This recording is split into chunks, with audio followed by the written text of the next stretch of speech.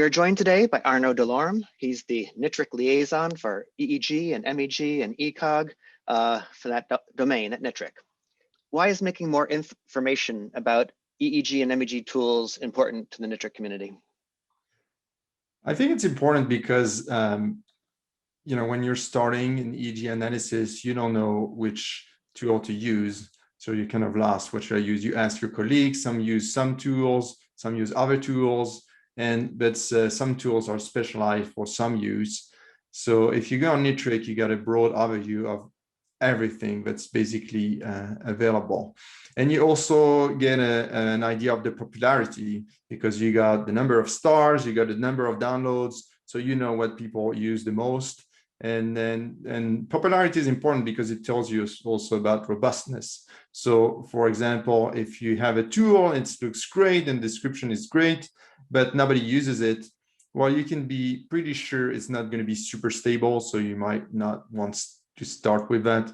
But I think it gives you a broad overview. You also have this tool to compare, so you can compare different tools and see which feature they have. So in addition to word to mouth, you can go check basically what's available and how you can use them for your purpose. Great. And if I was a tool developer making a new tool, and I know there's other more popular tools, are there ways NITRC can help you sort of promote a new tool compared to the old standbys? Yeah, I mean, so you can register your tool, and so it will appear along with other tools. And the better you describe it, you can add some tags. You can link it to other tools that it works well with this tool, it works well with this tool. So the more time you spend on NITRC to set up your tool, probably the more exposure you would get. And then for a lot of the tools, which are, if you Google the tools, actually NITRC will be the first link. So it's highly indexed by Google. So for example, if you're developing a new tool and it's not really, you're just starting, and so you Google a topic and it might not show up. It's more likely to show up if it's on NITRC. The other advantage is that if you're just starting, you might not want to set a website to diffuse your tool. You just have a GitHub account, and then you just have your code on GitHub. So the NITRC gives you a clean page where you can describe your tools, link the documentation clearly, and you also have additional tools like wiki, etc., that you can use on NITRC, and that can help you if you don't have a website running for your tool already.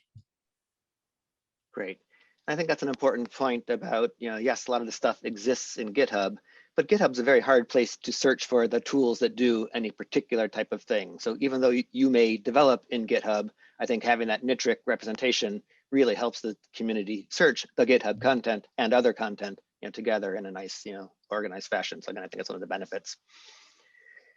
So tell me, what types of things count as an EEG, MEG, ECOG tool or resource that should be at NITRC?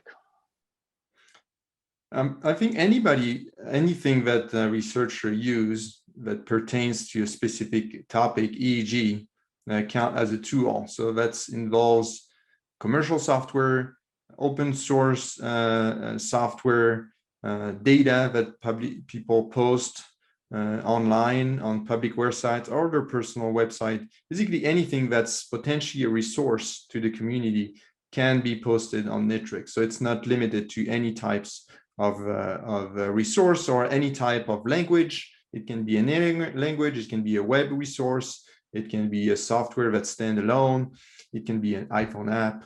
So yeah, it can be basically anything that could potentially be used by the community for, in our case, for recording brainwave EEG, MEG data, or processing that data, or presenting that data, or sharing that data. Are there also resources you know of that are more sort of community discussion forum types of things that could be a resource for EEG?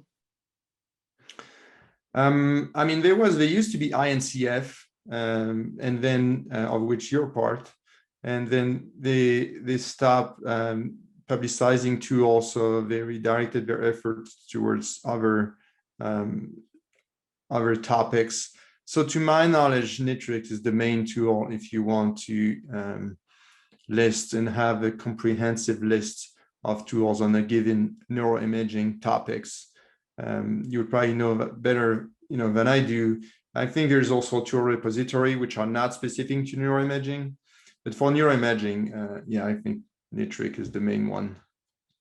One, find much data at NITRC? You mentioned data as being a type of thing someone could list there. Can you say a little bit about what kind of MEG, EEG, ECOG data you might find at NITRC?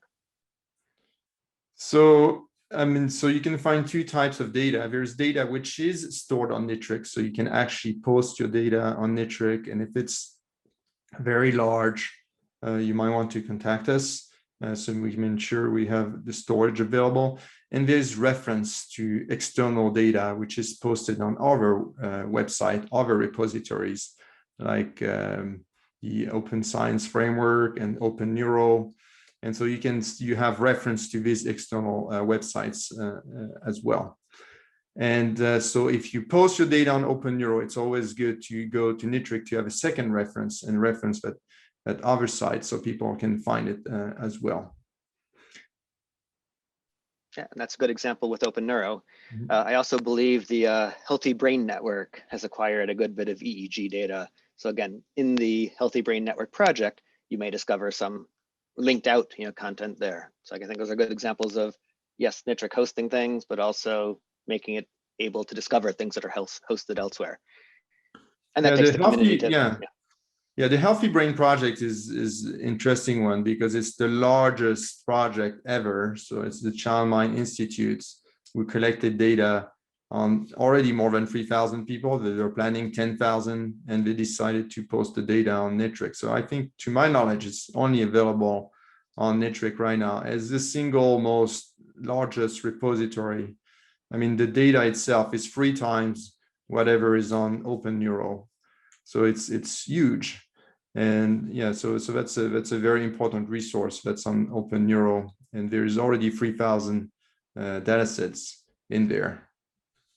And that's particularly the EEG acquisitions there? Yeah, that's the EEG, and there's the MRI and the EEG. So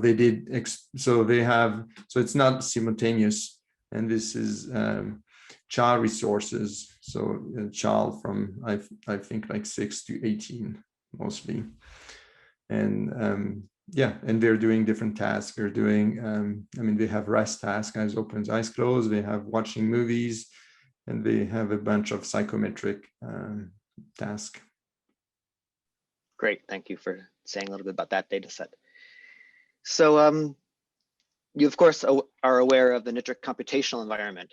Can you say anything about the MEG, EEG, ECOG tools that are available on the computational environment?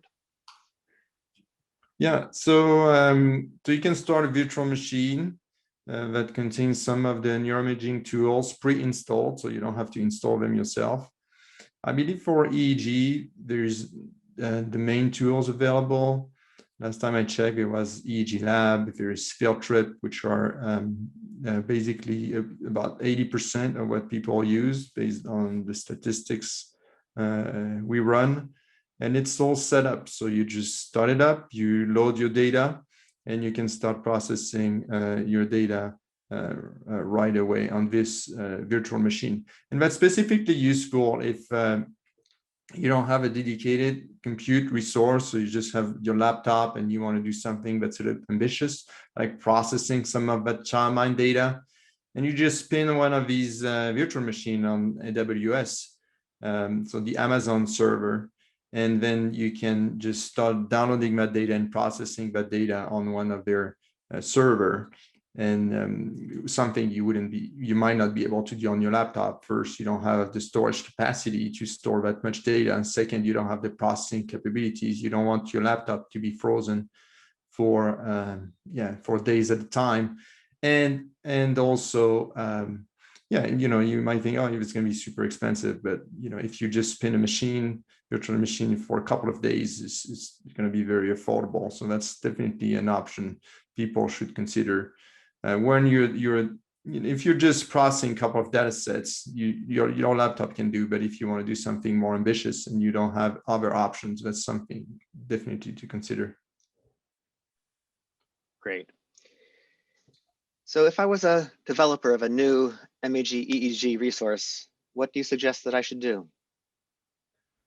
So I would definitely, once you're done and you're ready to publicize your tool, definitely make a NITRC page for your tool and spend the time to describe it thoroughly and mostly link it with other tool it might work well with. Very often, lots of the tools which are developed they don't start from scratch. You use some of the tool from this other software, or you reuse some of this, or it needs this other software to work. So then you can link all that under NITRC. And that means as well, like for example, if your tool starts well with, works well, for example, with EEG Lab, it can be an EEG Lab plugin. When people download EEG Lab, they'll see it listed. They'll see, oh, yeah, I have this tool here to do this specific thing. And so it's going to publicize your tool in an indirect way. When people download major software, they can see what's attached to them. And I think that goes both ways as strength. I mean, like the major tool benefits from user, being able to download other tools specific to doing some processing. And you benefit as well because you have some exposure. So I think that's one of the advantage of listing on NITRC. And as a tool developer, do you have recommendations about source code management or unit testing or sort of good software development practices that you recommend to folks? Yeah, these days, most people use Git and mostly GitHub, mostly because it's easy, it's relatively easy to set up and manage, but there's still lots of very powerful features this GitHub has, for example. One of them is for academia. You can basically have unlimited repository, public and private repositories. And then also the GitHub and Bitbucket as well, but most people use GitHub. There's this very nice feature that if somebody wants to modify your tool, even though you don't know them, they can fork your tool and they can do what's called a push request, where they ask you to change, they propose some change that you can accept and not accept. In terms of unit testing, that's something we're working on too, is there's tools which integrate with GitHub where you can do automated unit testing. So for example, there's a tool that's called NITRC-CE, and then you just link it with GitHub. So whenever there's a pull request, so somebody wants to modify your code, it's automatically linked to NITRC-CE that runs some program testing the code. And then on GitHub, you have, okay, no conflict. It didn't break anything. So then it gives you confidence. You can merge the code, you can integrate the changes, and it's not going to break major things because your unit tests have been run on the code as well. So we're very lucky to have this available. This wasn't the case 10 years ago. 10 years ago, you had to do everything manually. So this really simplifies software development these days. And if I'm a tool user, should I begin to insist that the tools that I use be doing some sort of unit testing? I know the literature sometimes gets these horror stories about bugs and things that creep into the big packages. Should I be pickier as an end user? Yeah, I think it's, I mean, as an end user, I don't think you should use anything you don't understand. So, I mean, if there's a tool you want to use, and for artifact rejection, for example, I think it's worth digging into, okay, what's this tool doing? And then, this is research. So you gotta check that the tool is doing what it's supposed to do. And so it's your job to double check everything. And, double checking could just be like, oh, checking that the unit test is available. But there's this great tool and it doesn't have unit tests. Well, you got to check yourself. And that's the process of research. Both academic and commercial software or in EEG research are very unstable as well. So yeah, it's part of your job. So if you want to do less work, yeah, just make sure you have code which has unit test. If you want to use a dedicated tools that doesn't have it, then you got to run the checking yourself. And hopefully you can send the unit test to the authors and then integrate it in their workflow. So yeah, so we're not dealing with software for the public. We're dealing with research software, and it's part of your job as a user to check that what you're using is doing what you want, what you intended to use to. If it's artifact rejection, you got to check that it's doing. You got to understand how it's working, and you got to check to a reasonable extent that it's doing what it's supposed to do. Yeah, and I think it's important. In addition to a unit test, you may want to do that as well, just because it passes whatever unit test the developer made doesn't necessarily say it's going to be good at rejecting artifacts. But yeah, and again, I think it's important, and it's becoming, I think, easier for the community to begin to assist the tool developers in developing these if they haven't done them themselves. So I think that's a good point about it takes a village, to really make the software be developed well and work well for the end users. Mm-hmm. I think that's the end of my official questions. Is there anything else you'd like to let folks know about NITRC or the MEG, EEG, ECOG community within NITRC? I think an important development is BIDs in terms of formatting, but also processing data. So if you have EEG data, try to see if it can be formatted to BIDs. It can always be formatted to BIDs, but it's worth spending a little bit of effort to format it to BIDs, both for yourself when you come back to that data a couple of years later, you want to reprocess that data, and the student is gone, then basically you're going to spend an incredible amount of resource and time trying to figure out what happened, where the files are, how it's structured, and you have these extra files. If you format it to BIDs, it's all encapsulated, it's all done, it's not as hard. And then the other advantage of formatting into BIDs is that there's more and more tools which can do processing pipelines, these data sets. And they can not only process in pipelines, but also process multi-point pipelines. So this is very good for meta-analysis. And then it increases the likelihood of your paper being cited as well. You format it to BIDs and you release it on one of the open resources like NITRC, for example, and then you likely are going to have more citation. I think a formal study showed that you increase your citation rate by about 20% by releasing your data. And sometimes it's mandatory anyway. I mean, the journal either forces you or your funding agency asks you to release the data. So you might as well do it in a way that's usable for the community and maximize the potential output for yourself in terms of number of citations. Great, thank you. I'm actually going to throw in one extra question because I can. Mm-hmm. The BRAIN initiative is a big thing these days. Can you say anything about how the BRAIN initiative is impacting EEG, MEG, ECOG types of research? Yeah, so the BRAIN initiative is a federal program in the US that favors brain processing of brain data, new methods of collecting brain data, archiving of brain data. So it spurs the development of new tools and improvement of the robustness of existing tools, new method to collect data, and also new method to share data.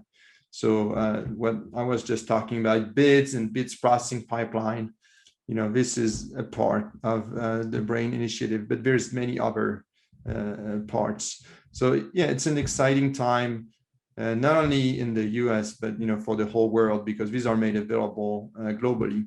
And I know there's similar efforts around the world in the European Union, in Asia. So we're just very American-centric sometimes. Yeah, but it's an interesting time. do we expect to see the next generation tools coming out anytime soon? I think tools are going to be more and more web-based and JavaScript-based because they can be run on multiple platforms, and you can compile JavaScript to run in your cell phone. So yeah, if I see a trend, that's the trend. It's going to be also, I feel, I mean, we've been waiting for that forever, but multimodal processing, EEG, fMRI, EEG. We have mobile EEG. You can have the heart signal. You can have body capture. So maybe we thought it would be in the past 10 years. Maybe it's going to be in the next 10 years, but with the advent of deep learning, how to dig in these big data sets, that's something that's very exciting once you have multimodal data, because you can really, deep learning can really find regularities that have been overlooked and we have no ideas about. So I think that's what's exciting. And then software that allows you to leverage that. And that also goes with tools for formatting data as well. Once the data is formatted properly, then it's just easy to develop the tools to process that data. If the data is not formatted easily, then one researcher might do it on one data set and do a heroic effort, like the eConnectome project, and then it stays there and is forgotten, and then somebody has to redo it again 10 years down the road. If there's formats, then the tools are developed and they gain momentum because they're used by a large number of people. Great. Well, thank you for this conversation today, Arnaud, and thanks for your work with NITRC and the EEG, MEG, ECOG community. Thanks, David.